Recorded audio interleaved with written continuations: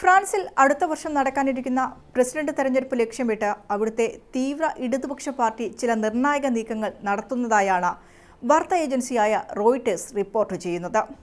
ഫ്രാൻസിലെ ദരിദ്രരും കുടിയേറ്റക്കാർ കൂടുതലായി താമസിക്കുന്നതുമായ നഗരപ്രാന്ത പ്രദേശങ്ങളെ കേന്ദ്രീകരിച്ചാണ് ഈ രാഷ്ട്രീയ നീക്കങ്ങൾ നടക്കുന്നത്.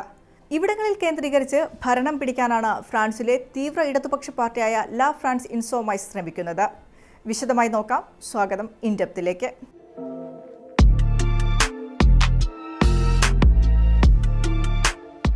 വരാനിരിക്കുന്ന തെരഞ്ഞെടുപ്പിൽ എങ്ങനെ പരമാവധി നേട്ടമുണ്ടാക്കാമെന്ന ലാ ഫ്രാൻസ് ഇൻസോമൈസ് അഥവാ LFI പാർട്ടിയുടെ ശ്രമങ്ങളുടെ ഉദാഹരണമായിരുന്നു പാരീസിന്റെ വടക്കൻ മേഖലയിലുള്ള സാർസെൽസ് എന്ന നഗരത്തിൽ കണ്ടത്. വിവിധ സംസ്കാരങ്ങളിലുള്ള ആളുകൾ തിങ്ങിപ്പാർക്കുന്ന, സാമ്പത്തികമായി പിന്നാക്കം നിൽക്കുന്ന ഒരു പ്രദേശമാണിത്.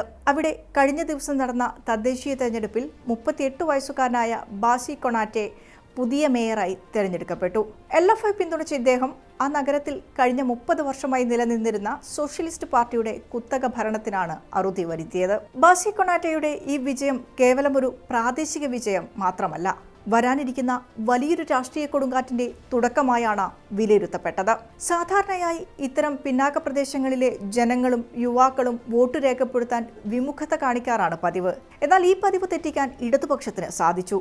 സോഷ്യൽ മീഡിയ പ്ലാറ്റ്ഫോമുകളിൽ പ്രശസ്തരായ റാപ്പ് ഗായകർ, ഫുട്ബോൾ താരങ്ങൾ, സോഷ്യൽ മീഡിയ ഇൻഫ്ലുവൻസർമാർ എന്നിവരെല്ലാം കൃത്യമായി ഉപയോഗിച്ചുകൊണ്ട് യുവാക്കളെ പോളിംഗ് ബൂത്തിലേക്ക് എത്തിക്കാൻ അവർക്ക് കഴിഞ്ഞു.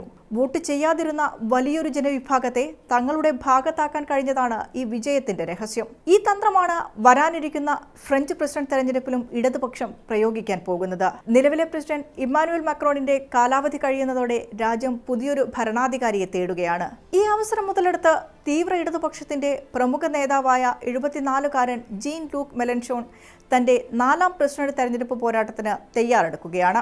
മെലൻഷോണിന്റെ പാർട്ടിയും സഖ്യകക്ഷികളും മുന്നോട്ട് വെക്കുന്ന വാഗ്ദാനങ്ങൾ ഫ്രാൻസിലെ സാധാരണക്കാരെയും യുവാക്കളെയും ഏറെ ആകർഷിക്കുന്നവയാണ്. രാജ്യത്തെ മിനിമം വേജ് വർദ്ധിപ്പിക്കുക, സമ്പന്നർക്കും വൻകിട കോർപ്പറേറ്റ് കമ്പനികൾക്കും മേൽ കൂടുതൽ നികുതി ചുമത്തുക, സാധാരണക്കാർക്ക് താങ്ങാനാകാത്ത വിധം ഉയരുന്ന നിത്യോപയോഗ സാധനങ്ങളുടെയും ഇന്ധനത്തിന്റെയും വില നിയന്ത്രിക്കുക എന്നിവയാണ് അവരുടെ പ്രധാന പ്രകടന പത്രിക.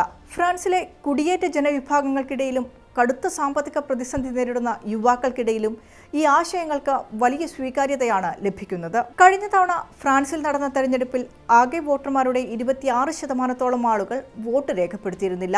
രാഷ്ട്രീയത്തിൽ വിശ്വാസം നഷ്ടപ്പെട്ട, വോട്ട് ചെയ്യേണ്ട എന്ന് തീരുമാനിച്ച ഈ 26% ആളുകളെ, പ്രത്യേകിച്ച് നഗരപ്രാന്ത പ്രദേശങ്ങളിലെ ദരിദ്ര ജനവിഭാഗങ്ങളെ ബോധവൽക്കരിച്ച് വോട്ട് ചെയ്യിക്കുക എന്നതാണ് മെലൻഷോണിന്റെയും ഇടതുപക്ഷ മുന്നണിയുടെയും ഇപ്പോഴത്തെ പ്രധാന ലക്ഷ്യം. അവരെ കൂടി ഒപ്പം നിർത്താൻ കഴിഞ്ഞാൽ ഫ്രാൻസിന്റെ ഭരണം പിടിച്ചെടുക്കാൻ തങ്ങൾക്ക് സാധിക്കുമെന്ന് അവർ ഉറച്ചു വിശ്വസിക്കുന്നു.